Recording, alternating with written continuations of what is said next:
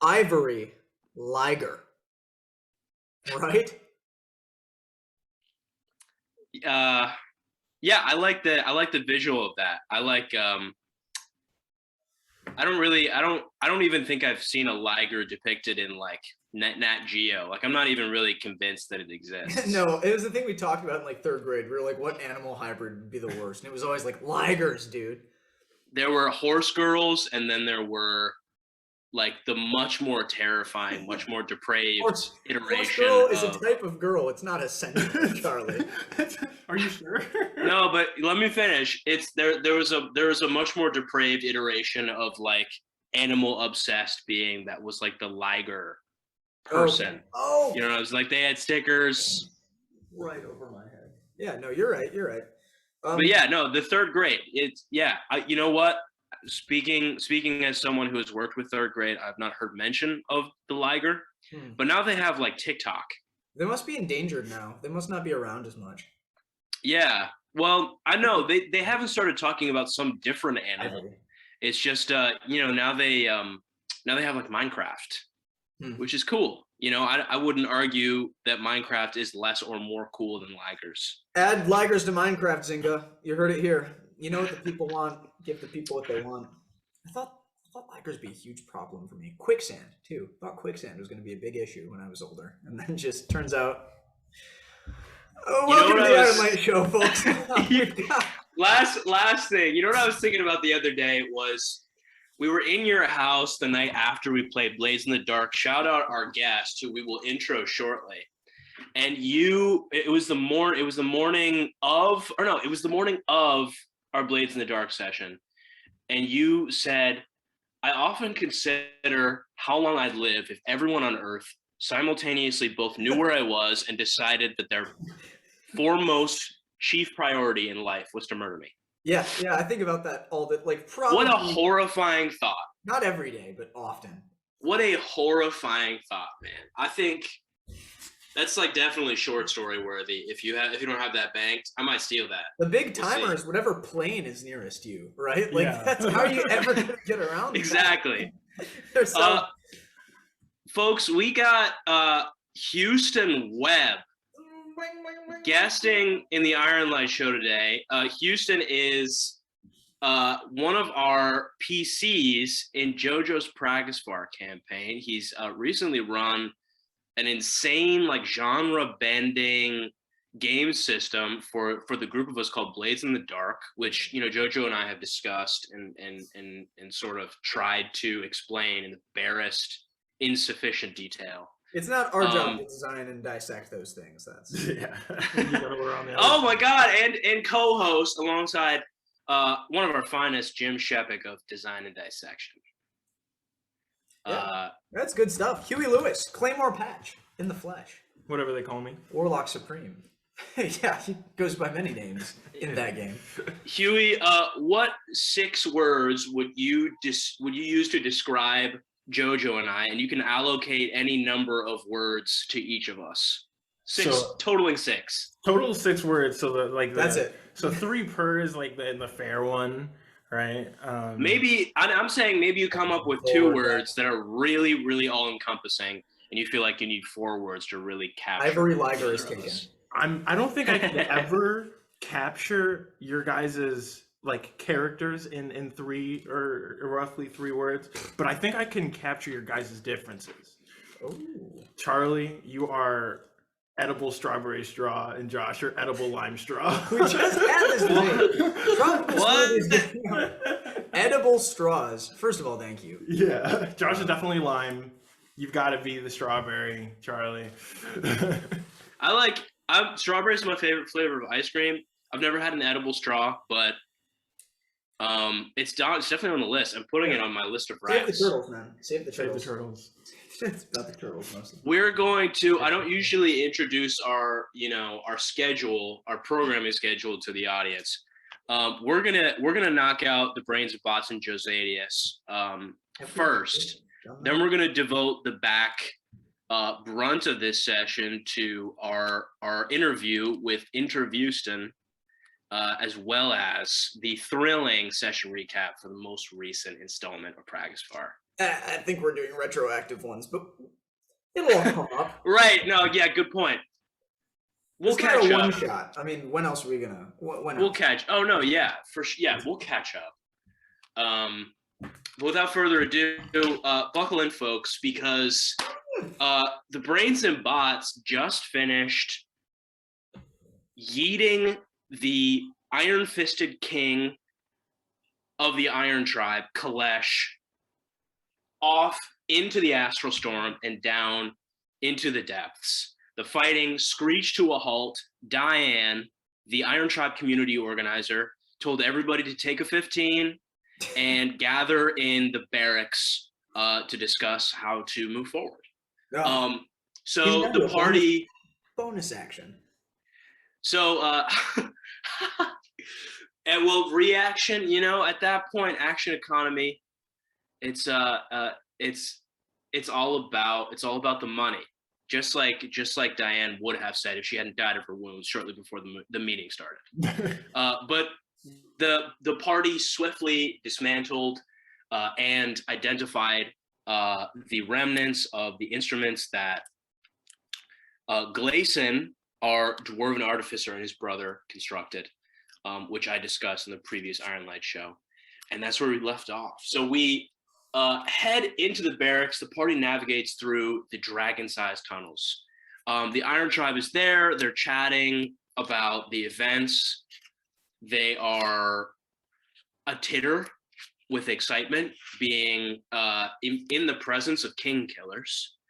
And Diane's replacement, whose name I've completely forgotten, he steps up and he says, "Well, hey, we need somebody to lead, and the Crown Prince is Crust, Crooked Fang. As it could also hypothetically be his brother, Rex Tatum. But Crust, you're here, so why don't you take it away?" And thousands and thousands and thousands of orcish men, women, and children eyes fell on Crust Crooked Fang. He's the hero. He is the Baragon Emberclaw of this campaign. But he is the burdened sort of wit that can cut the edge off of anything. I'd really rather do anything else than be in charge of anybody type of guy. Like, he's just got this wisdom that only chosen leaders have. People who climb to the top, who claw, who step on, people they perceive to be lesser or less worthy of power than them. They spend the rest of their lives fighting to keep it. But Crust, he's chosen. So he's a Ned Stark type, right? Like, way too noble for his station. Like, he's doomed, totally doomed. Doomed. He won't. Yeah. He'll never be free, and the guilt that he would feel if he abandoned either of his now two people groups would keep him up at night. Yeah. But that didn't stop him from really trying to find a way out of this.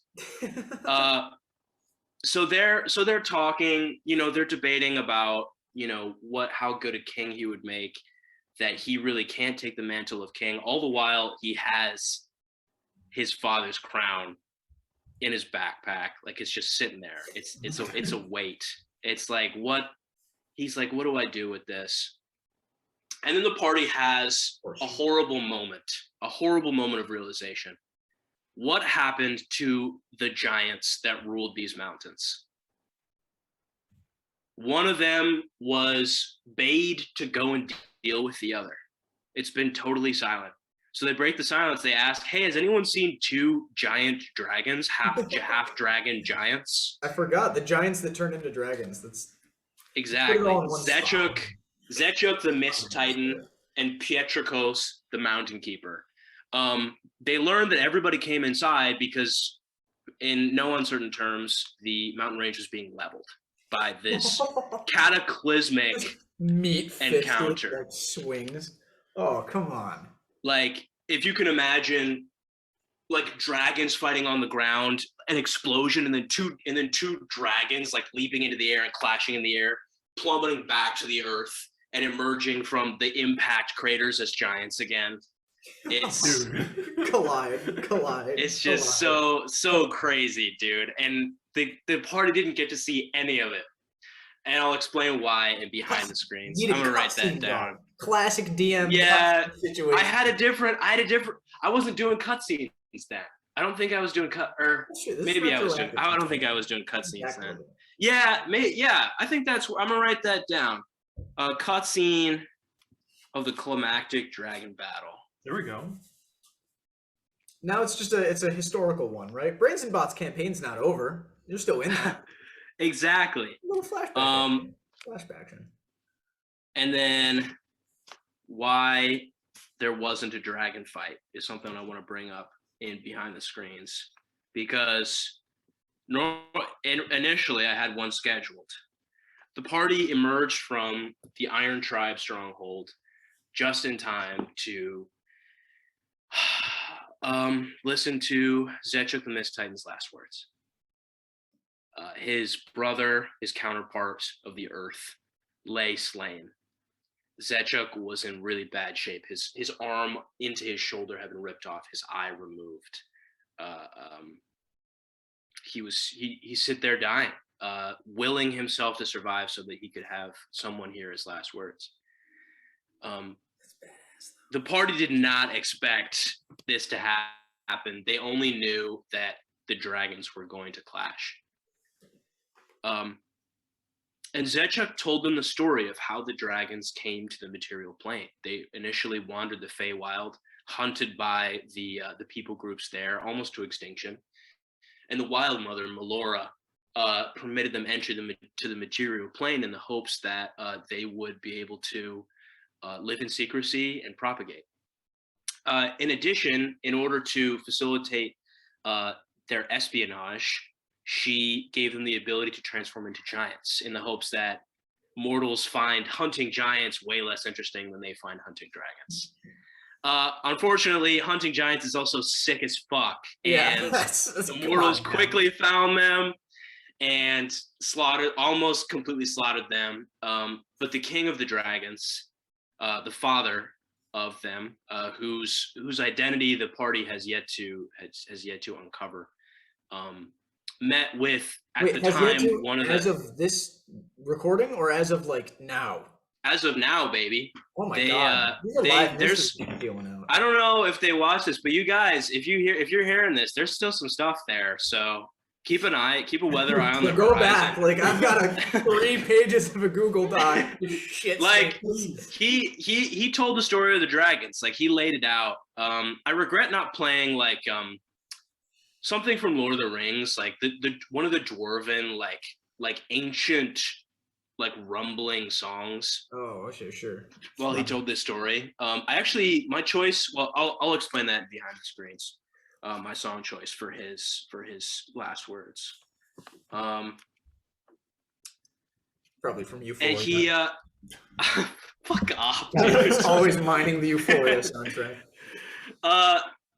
So they hear this story. The one of the leaders, the preeminent leaders of the material plane, was a Goliath, a half giant, and they appealed to this Goliath, and this guy, he decided that they could be allowed to survive so long as they hid in the mountains, and they would be stricken from the record. But if they were ever discovered again, then they would be on their own. So the party hears this story, and Zechuk asks them why they don't seem to have any fear, why they don't hide their faces like Zechuk did, because the entire world was going to come for them, right? At the end, their world was going to come crashing down sooner or later, just like Zechuk's, because they were too powerful.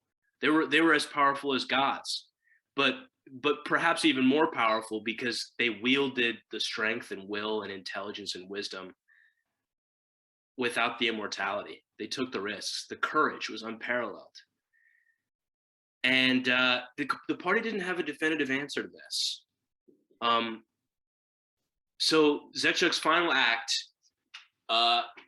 was to grant Krust a title, the demigod of courage. And the background of this is that while Zechuk and Krust were abroad trying to figure out a way to get into his dad's fort. Zechuk was sure that Krust was a half god, and Krust sort of went along with it because he's just that type of guy to just like not want to, like, why look a gift horse in the mouth? Yeah, would seriously. be You what got a Krust would giant say. thing capitulating to your godhood. You're not gonna expose Right. yourself. So he knights Krust, hemigod of courage, and starts to walk off into the distance. But Azaki, Greg's previous player character, who's joined the party in this climactic fight, he asks, "Hey, do you think I'll ever get over the whole burning down my whole village deal and killing everybody in it?" And Zechuk didn't have an answer to that one. He essentially gave Azaki a choice. He said, "Listen, you could spend the rest of your life staying up at night and regretting, or you could confront your past and meet your loved ones and savor the small things, honor the memories of those who have passed, and maybe that'll make a difference. But who knows? I died before I got the chance to truly figure it out." And the session, or my recap of this session, ends with Zechuk and Pietrikos growing even bigger, their skin turning to moss and stone, ancient weathered rubble, hoisting whole mountains onto their shoulders like Atlas, and becoming part of the Range of Giants forever. Damn. Roll credits, man. That's a pretty one. I played so behind the screens. I really handed up. That wasn't even like a half of the session that I just recapped. It was just so fun to describe. The players didn't do anything, but right, badass. The song choice for that was Pluto Projector by Rex Orange County. The first line is, "The great protector, is that what I'm supposed to be?" Zechuk was supposed to protect the village that Azaki burned down in a hypnotized, manipulated fit of magical rage, but he failed. And Zechuk, really, his story is unfinished or finished. I mean, nobody's really ever is. No end is, no knot is really ever tied up. But in lieu of that, initially, I was going to have the party fight. Like, they were going to get out. They were going to see them fighting in the sky. They were going to see Pietrikos getting an upper hand, ripping Zechuk's like beating heart made of a living storm out of his chest and eating it. And he's like laying there dying, and they have to fight Pietrikos and defeat him so that they prevent the Range of Giants from being completely dominated and taken over by this dubious, I wouldn't call it expressly evil, but dubious, embittered giant. Yeah, I mean, can you call a force of nature evil by any stretch? Exactly. But then I asked the party, I was like, "Hey, you guys just did combat for like 3 sessions. Do you guys kind of want to just do roleplay stuff now?" Aww. And they were like, "Yeah." And I was like, I kind of do too. But that meant that things were going to end sadly. Sure. Zechuk was one of my favorite NPCs and was definitely one of the standouts of the second arc of Josadius, the second to last, and the second arc of Josadius. Greek tragedy, man. That's what it's all about. You love the inevitable doom that you can see coming in Act 2, but do absolutely nothing to prevent. Exactly. Feels real good. I've got a little bit of extra time here, so I'll say this. As soon as the mountain range itself took a new form, the characteristic beeping that Kartikeya, our wizard warforged, had been hearing when he approached the apparatus of sacrifice in that dimension that Kalesh tricked them into, Shrak, his creator, and a towering construct appeared over the horizon with demands. Chief among them, that it was time for Kartikeya to leave the party and come home. Now, was this orchestrated outside of game, or was this Charlie like breaking a crucial DM rule? It was Charlie, man. I put the party in a position, man. I put the party in a position. I'm leaving it on a cliffhanger. This guy makes his players warforged. One of you two wanted to be a warforged in Pragasfar. Fuck that. No. And then you try to pull him away from the rest of the party to do chores for Robot Dad. It was a hard sell. But it was a fun little encounter. As long as it doesn't accumulate in a "am I a human?" like what makes me a person plot, I'm gonna forgive you. We'll find out. As long as the Warforged aren't there for the express purpose of that, you're part of it. Hey man, the real treasure was the friends we made along the way. You know what I'm saying? Yeah. No, that's kind of the moral of every D&D That's game. kind of, you can't even really fight it. That's yeah, we've run into that time and time again, right? Right. And I'll shoot you straight down the middle before I pass you the baton, Jojo. In any other circumstance with any other group of players, I would cringe at that being the prevailing message of my story. Mm-hmm. But I can't help but become elated. Absolutely. You know, no, I totally agree. It's really charming, the chemistry that this group has. So I hope it lasts. Over to the main event, Pragasfar. No, you're right. Let's go for the it. The Interviewston. Yeah, go in. The Interviewston. Great. Well, it's a convenient time to have Huey here because you had a one-shot too. We talked about Charlie's in episode 10, and you haven't seen that. Right. So you only know about what happened to Charlie as what Claymore Patch has learned in game. Right? Exactly. Yeah, which is how I wanted it to go. But you had a one-shot. It was sweet. Yours was the second to take place, so it fits in the order that we're doing these. Second most to Cal. Yeah, getting these in I order. And we will have to get Max in here to talk at some point because the session that follows the one-shots, it's a very Baragon session. Like with the duality weapons and him going into his head. His character like turns the big corner, probably. What a lot of people would call his climax. But I think what one would call Clay's has passed as well in the last two sessions of Pragasfar. Yeah, I mean, likely. Absolutely. Yeah, between this one shot and the most recent session. So let's talk about it. One shot, open scene, Houston as Clay. Line just got real blurry. You died. How was that? How was death? I mean, I was falling. I thought I was going to die 2 turns before that, but we found a way to delay. Yeah, as always. Yeah, dude. Take that 7th, or well, realistically 9th grade through sophomore year of college Josh, who is too scared to kill his players and would always bullshit to save them. Both of you two just axed in one session. Yeah. My dick is huge. But no, you didn't really die. I mean, you go to Mount Lear. You're on the way out. Mount Lear, the place where the dead go up for judgment in Pragasfar, right? Like, all of the extra-planar entities and gods that you've interacted with, positively and negatively, they show up to bargain for your soul, to make you offers, to fight over you, to try and steal you, right? So, who ended up coming for Cal Reverie was his beckon to the dream world, right? The fisherman, this giant ethereal thing that's in the astral plane, offered for you to go on. And then your Morvega, your Seraph of Love, asked you for one more favor on behalf of Castro. But for you, Clay,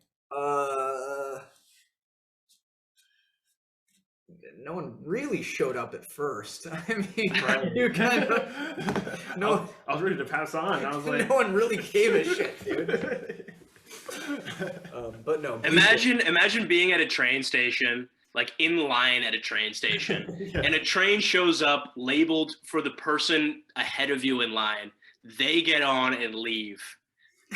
Like, I'm just The chilling. train departs.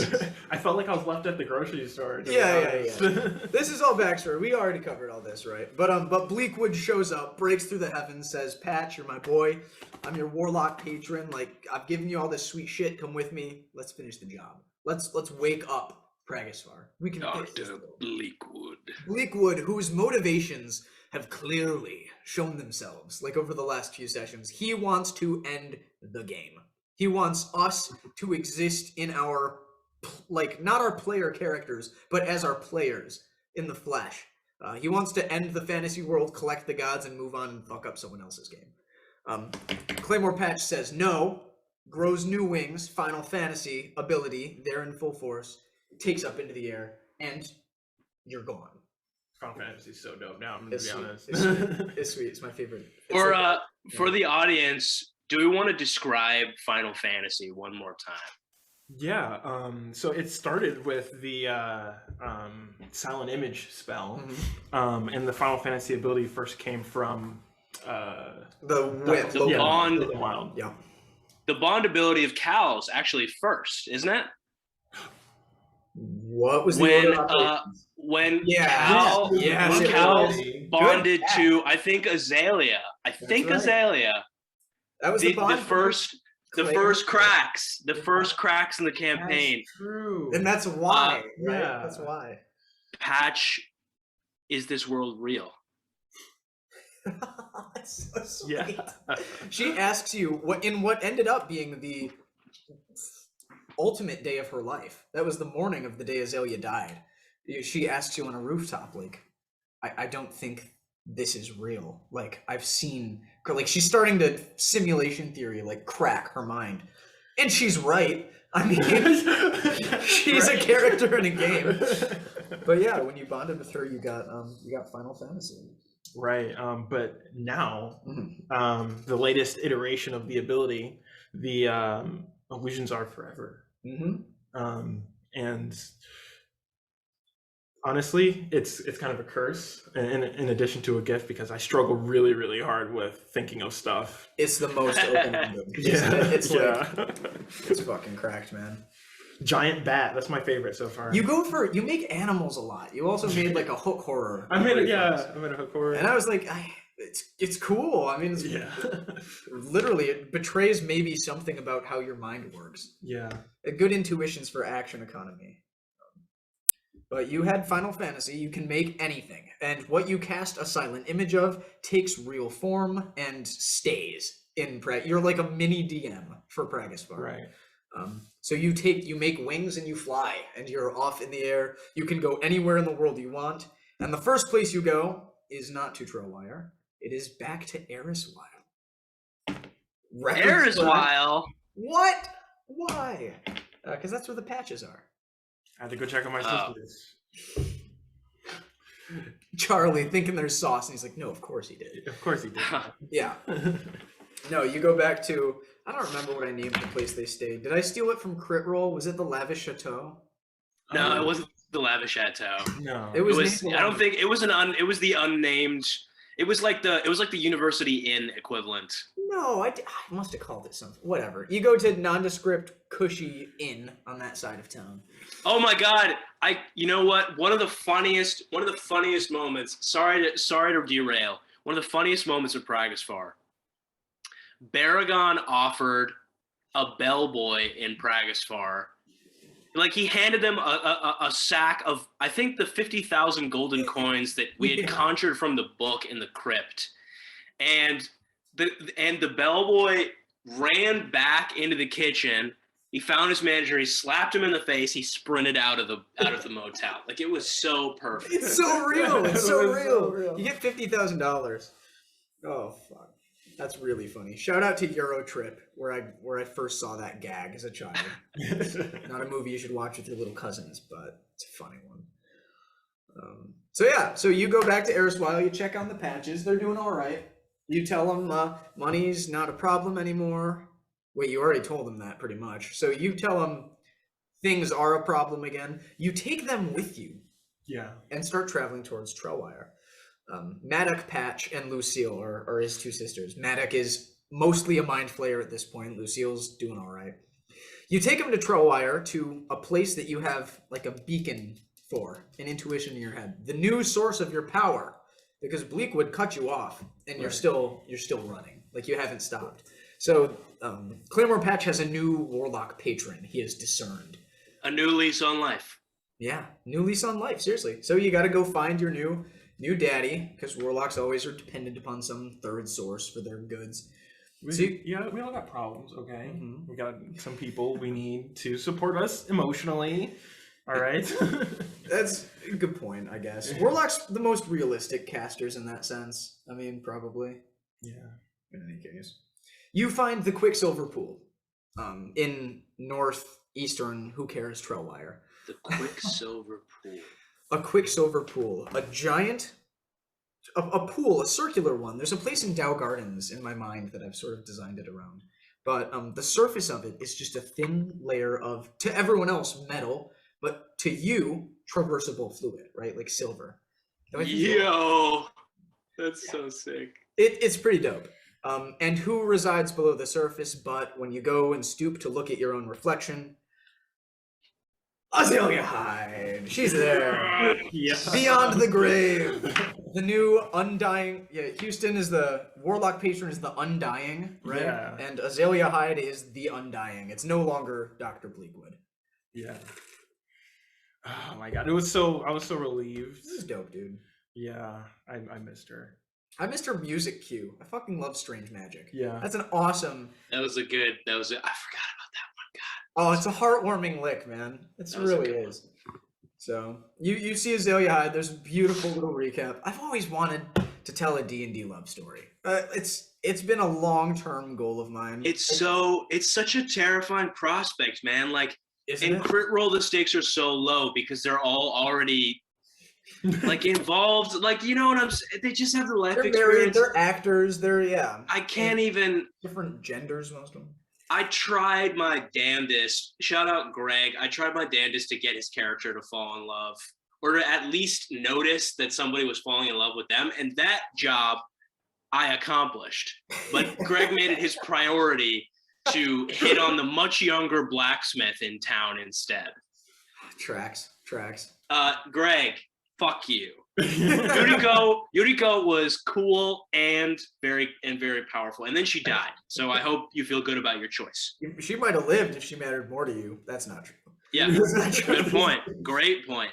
I don't know. Azalea Hyde wasn't always going to have to die. She was going to have to turn on you at some point, but not of her own will, right? It would have been like Rector's fucking with her head, probably. Yeah, with the directions. Right, but you could have busted. She didn't have to get disintegrated. That shit was cold.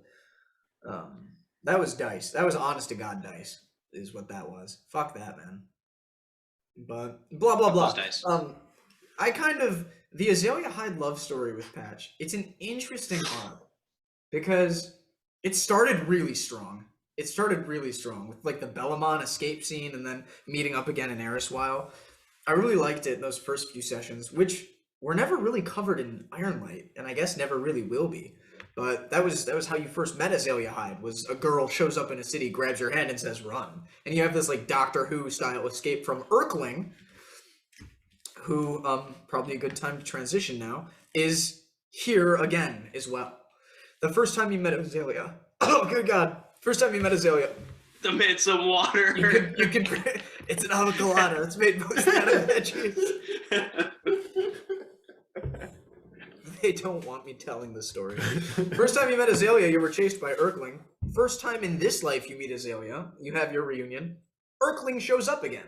This is where he went. He's been, since he beat the shit out of you and your sisters and Cal Reverie back in Eriswile, he took his cloak, he took his Volstruckers, he whipped away, and he's been hunting you in Trailwire, where he knows you'll show up to go find Azalea Hyde.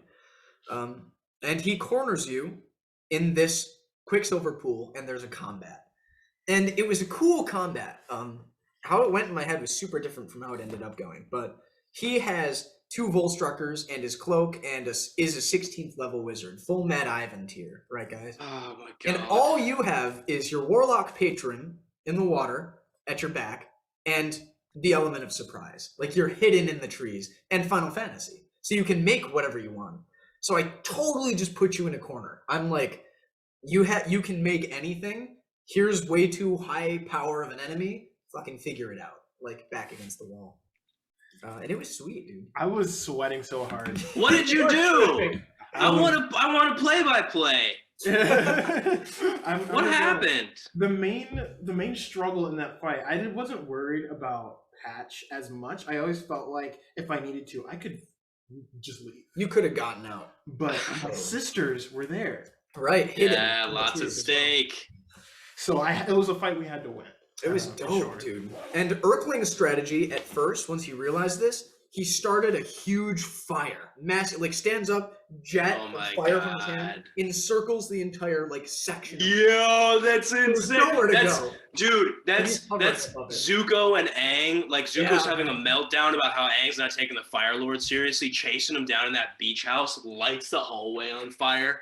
Like that's insane. So the main strategy of the fight, I don't remember the play-by-play. You mostly Final Fantasy to create diversions. You created hook horror. You created a bat. You made some noises. You made some distractions, and picked off the Volstruckers with your sisters. Matic got a big attack off, but eventually your position was given away, and it was let Urkling find your sisters or find him yourself. So you fly up out of the trees and you start facing him. You blast off a witch bolt. You sink a ton of damage into him. It's not enough. He cone of colds you, and you plummet. You head back to oh my god. Yeah. Now, when Clay hits 0, there's always been an ability that's triggered by his book, by your tome, right? Under Bleakwoods, it had special behaviors, and now under Azalea, it has new properties, which you didn't know. And you triggered my favorite, which is the highest roll on the die for a 7 or 8. You triggered Green-Eyed Ascension, which means it's a hot bond ability, dude. It's a hot bond ability. Clay and Azalea swap positions, and she finishes Urkling. Like Volstrucker Azalea, 9th level Volstrucker Azalea now. Counter spells him and kills him. Like Azalea just blooming out of the trees as Pax like sinks below. Oh it was sweet, dude. You got Urkling super low. You hit him with like a double witch bolt that dealt like 40-something damage. Yeah. Like, it was stupid. Yeah. I mean, at this point, Witch Bolt is a lot of upfront damage at 5d12. I tried to really tempt you, man. Yeah. Because now, whenever you cast Witch Bolt, Azalea Hyde casts hers. It's a twin casted spell, which is fucking broken. Basically, crit. It's Eldritch Blast. I mean, what do you want to call it? You turn a miss into a hit sometimes. Mm-hmm. No, that fight was awesome. It was sweet. It was a lot of fun. It wraps up. You kill Urkling, and you get his sweet teleportation cloak. Right. Which is... oh my god, I forgot! I was wondering, all through our previous sessions, where the hell that thing was from. Mm-hmm. That is a sick cloak. That is a sicky cloak. Cal's just like, I've seen that somewhere. I just can't put my finger on it. Yeah, 2-a-day teleport, 3-a-day dimension door, and infinite misty steps. So, oh my god. Badass. That's endgame shit, folks. So Patch's new subclass was Pact of the Undying. That was his original one. Oh. It just, his patron changed, but your subclass didn't change at all. The abilities got ported over. Like, I took away the one you never use, I don't even know what it is, and just put Final Fantasy in its place. Yeah, and then your revive abilities changed, but function very similarly. Yeah. I liked it. It made sense in both respects, I think, with Bleakwood being a doctor as the Undying, and then now with the Undying Love, Azalea High. So great. And you also, big moment for Patch that wasn't super cinematic. All of your memories are back. Yeah. So I'm operating as me now. Yeah, so Claymore Patch, it kind of got woven into your character throughout the entire campaign, but it was canon very early on that you didn't have all of your memories. You'd begun to lose them when you were spending time with Bleakwood. That was in your backstory. So I decided there would be important parts of your backstory that you didn't know from session 0. And one of those was you were like practically engaged to Azalea Hyde for years. Like, you were an item together. You went to university together. for a long, long time. And because both of you had undergone kinds of death and rebirth, neither remembered it. So this was a really cool chance for her in dying and you in dying again to remember who you were. It was sweet. It worked out so well. Yeah, they were fun. So that was really the whole session. I mean, after you beat Urkling, you got your sisters and you teleported, and that's where we pick up as a whole party. Yeah. So how did you find us, Patch, at Mount Lear? Mount Moracas. You're at Mount Moracas now. You were at the Oh, third good point. Sure. Yeah, you're good. Exactly. So I used Azalea Hyde has this ability to kind of like look over. Is it just troll wire? So she can see over Trowire and beyond. It's what Bleakwood used to do when he would like tune into your conversations and show up his form behind you. Ooh. There's like a permanent scry going on when you're in the Quicksilver pool, which is why in spoiler alert, I guess, the final fight with Bleakwood, which probably won't talk about tonight.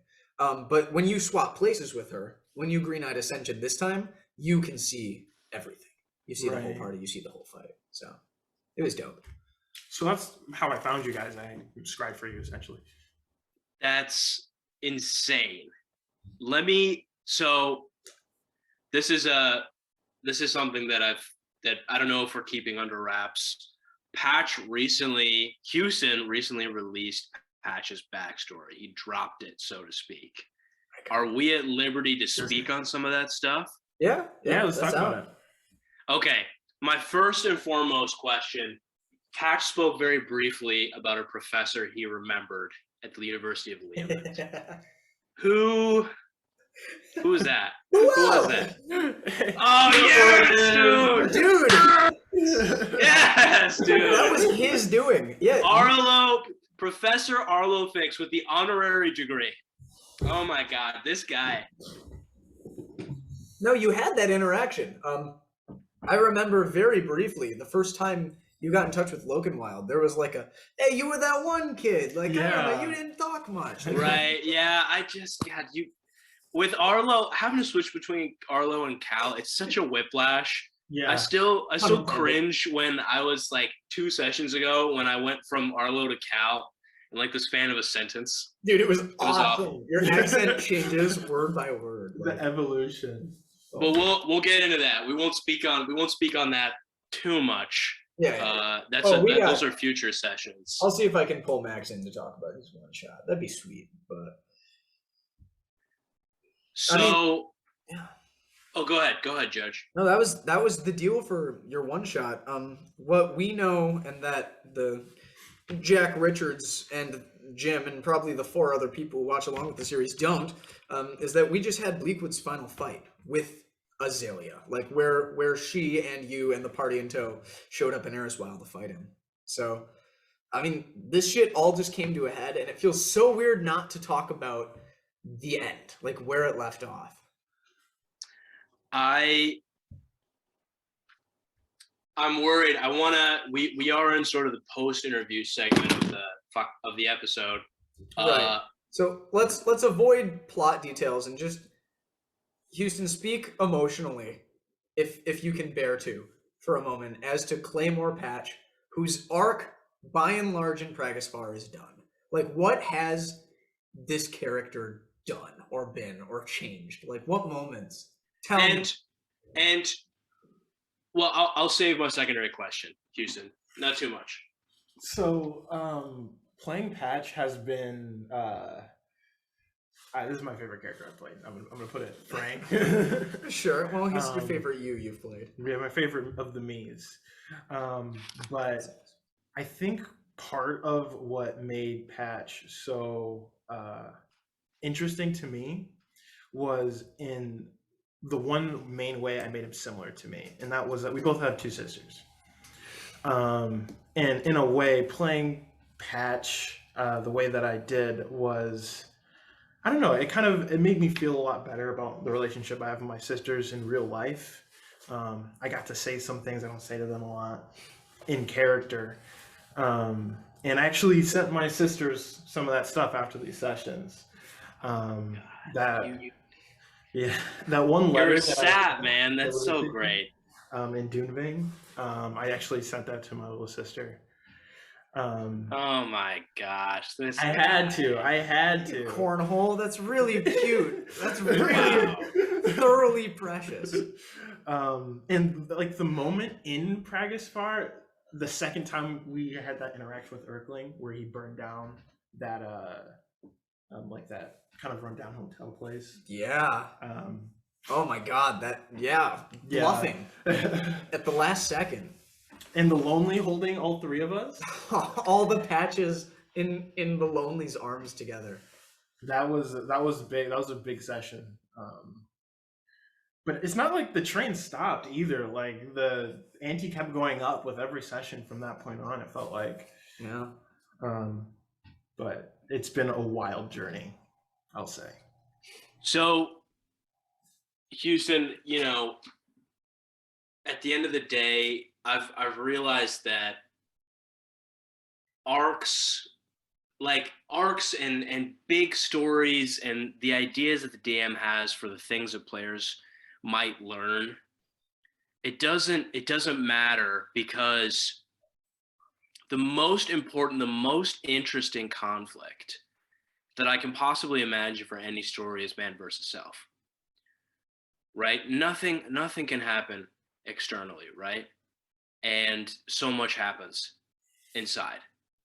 What have you learned from Patch? You spoke a little bit about it in regards to your sisters. What do you think? How do you think this will inform the characters that you make or don't make in the future? That's a good question. Let me start with this. What about Patch will you never do again?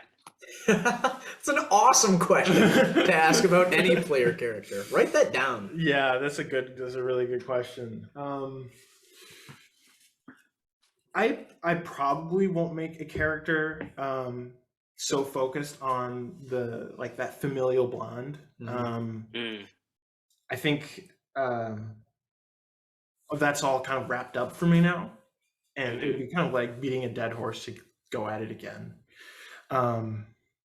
But I think that's the big thing. Everything else about Patch is just so enjoyable that I have to like see it in a different light, see it in another context. Like that's the goal of the game to me.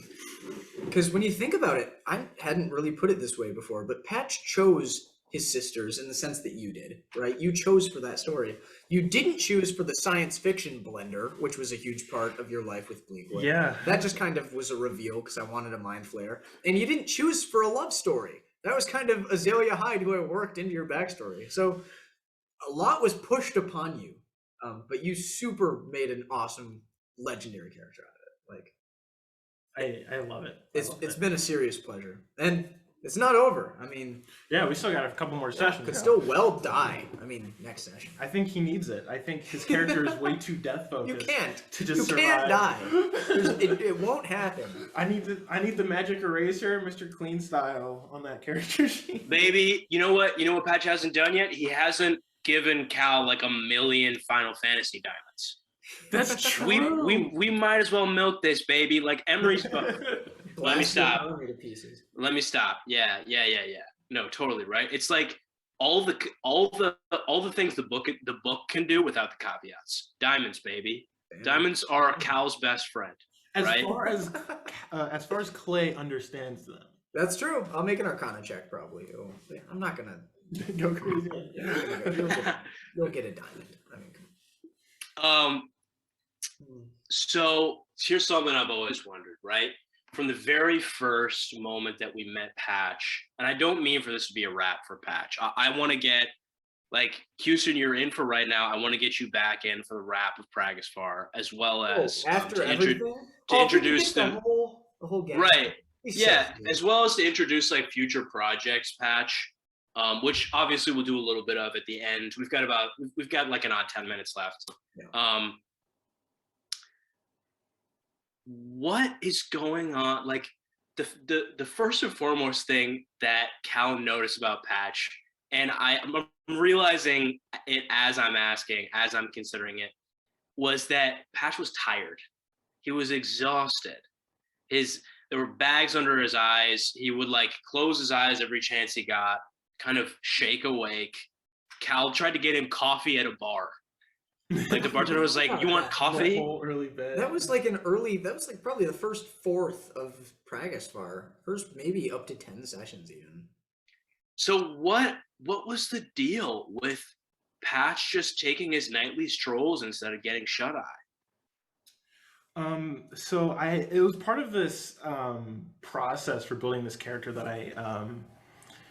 I wanted to try out. I hadn't really done it like this before, but I'm really interested in finding some really cool, flavorful reason why my character has each of their class features, rather than just, I got it from my class. Just taking it for granted. That's so brilliant, dude. Yeah.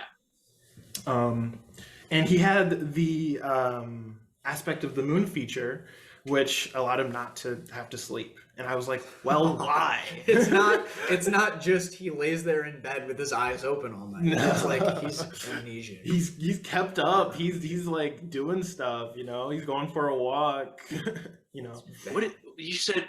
You describe an aspect of the moon.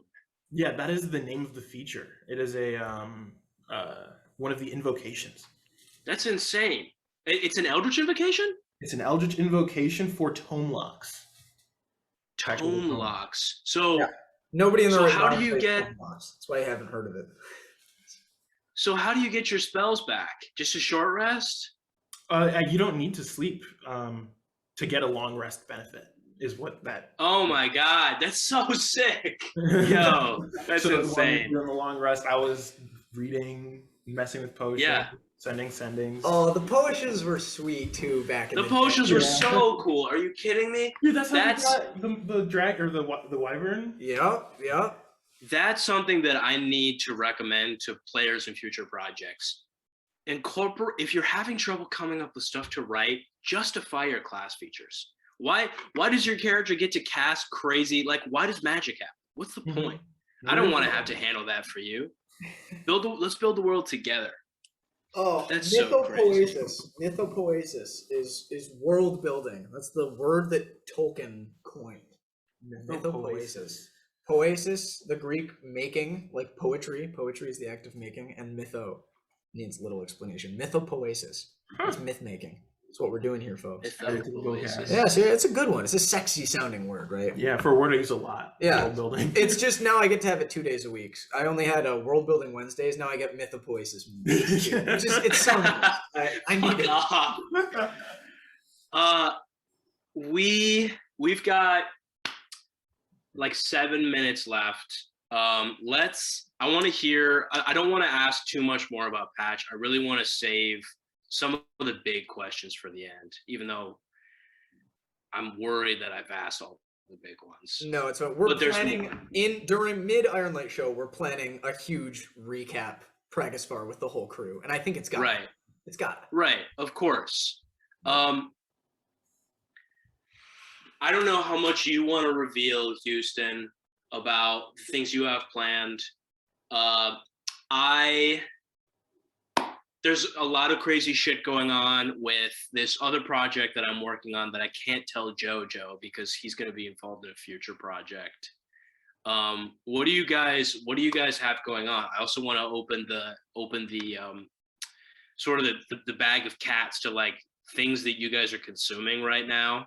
Sure. That you are really inspiring and compelling. I'll speak very quickly because mine's very simple. Taking a huge step back. Pragasfar was a big project for me. It addressed big questions. It was very successful. And I'm ready to be a player. Like I want to listen more than I want to speak for the next year, maybe 2 years. So wow, between you two, that's insane. Max and Jim, like I'm here. I'm showing up. I'm doing my best to be a really good player. I want to listen. Sweet. I've got kind of 2 projects in the works. We did do the Blades in the Dark one shot. I thought that was a lot of fun. I think everyone kind of enjoyed it for the most part. There's some things I kind of want to tackle, which will go into our next design and dissection video. Sure, yeah. Can't steal that content. Right. Shout out, link below us probably pop up in the corner if I can learn how to do that. Yeah. Don't worry, we got like a year before episode 2 comes out. So. But I want to do more Blades in the Dark. I think the system's really cool, and there's some differences to how I ran it the first time that I want to kind of test out. And I think we're going to do those once a month if I can get you guys wrangled that often. That's how long we're doing, or how often we're doing E&E. So Sure, it makes perfect sense. That'd be sweet. But as for the main D&D fix, I'm interested also in doing a 3 out of the 4 weeks in a month session.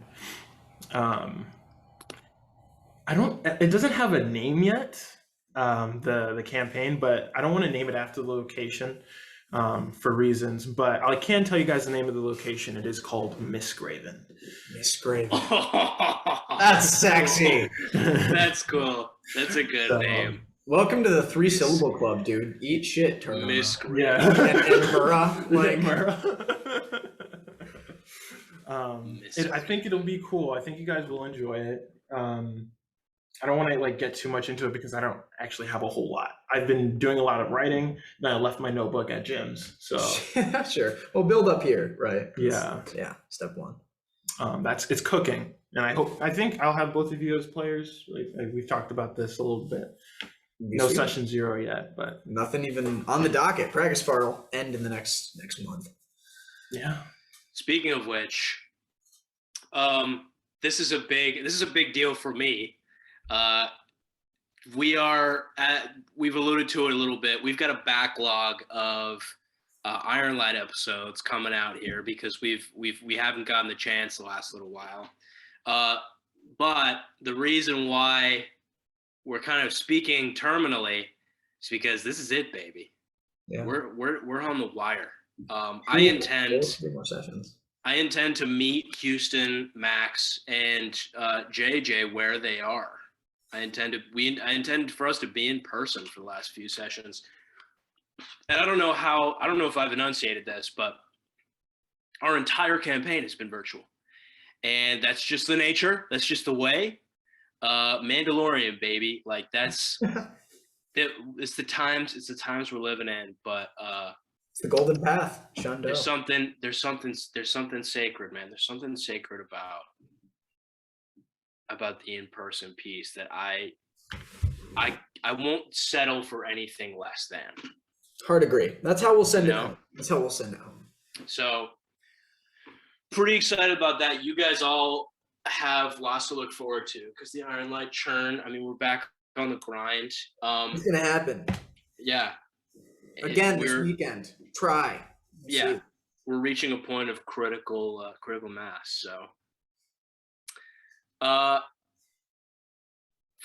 we've got a scant 120 seconds for closing remarks. All right. Charlie, say something. Of course, I've got to address my boy and in his interview, Houston. Yeah, it's been a pleasure, man. Seriously. I think that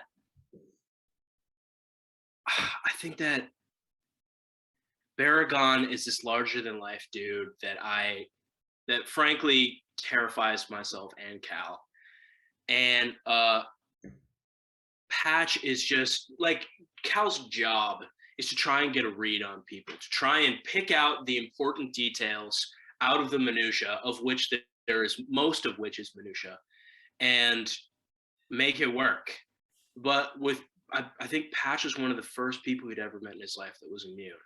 And I think that was enormously refreshing. And it made the campaign interesting. Cal could have been, I think, the guy that did the talking and the guy that, made the calls.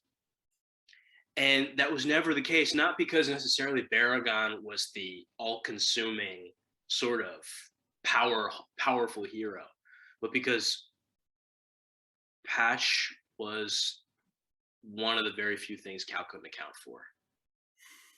Take that as you will. Damn. A high praise.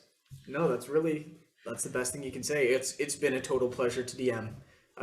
Put whatever words to it we do, call it what we want, name it as we inevitably will. Yeah. I could write essays, but that would just shut you up in prose. Like, no recap or analysis or criticism will ever be what being in a game with Claymore Patch was. And it's been a damn pleasure. Through and through. Oh, guys. Onward and upward, dude. Yeah. Houstonian, what have you got for us? What's Say some real hardcore poetry sounding shit, and we'll or don't Don't give a shit, man. Never give a shit again. Make sure you leave a coin for your grave digging boy. Right. so long. Yes, the first guest. Okay. This week I will say goodbye to you guys. Charlie. I couldn't think of anybody I hadn't already said goodbye to, so you guys. Au revoir.